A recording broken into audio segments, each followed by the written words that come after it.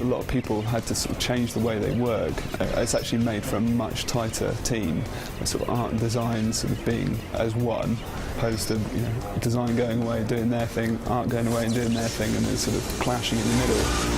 It's a real organic process. I don't think you can really sit down and go, oh yeah, we're going to do this, we'll do that, and we'll do that, because it's not just about sites, it's combining those two. You hear a lot of developers now talk about an iterative design process, which just means you come up with an idea, you try and work it up a little bit, maybe you implement it, then you see it on screen, and then you look at it and go, this bit works, this bit doesn't, let's do more of the stuff that does work. We want to come up with environments that would offer up the best opportunities for construction. We chose our environments so that they could support a lot of great power play moments.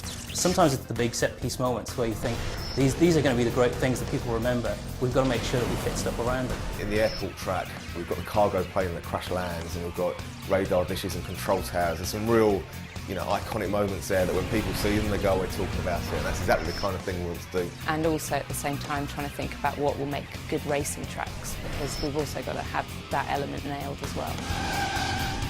Because we're spending so much budget on the effects, we've got a couple of really, really cool techniques that we're using. A lot of games tend to bake all their lighting into the textures for the smoke and things like that.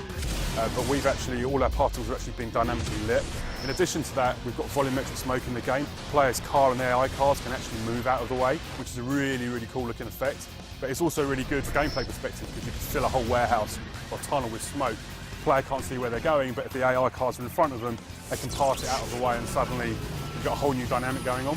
The AI in the game needs to be more sophisticated than usual AI systems. There's a lot of technology in there to try and make them behave realistically under these conditions, but also don't want them to race perfectly. So they do sometimes make mistakes, they do sometimes clump up and group together, and they do sometimes just go flat out for the fastest lap. We wanted to make our cars look contemporary. We didn't want them to look too outrageous. If you did see them on the street, you might turn your head and go, wow, that's an amazing looking car. We thought, well, with the environment blowing up left, right and centre, and really we wanted to have cars that looked like they could fit in with that kind of destruction, they could take that kind of rough environment. We made some conscious decisions to remove the HUD from the corners of the screen, just so we could maximise all the effects that are happening on the screen.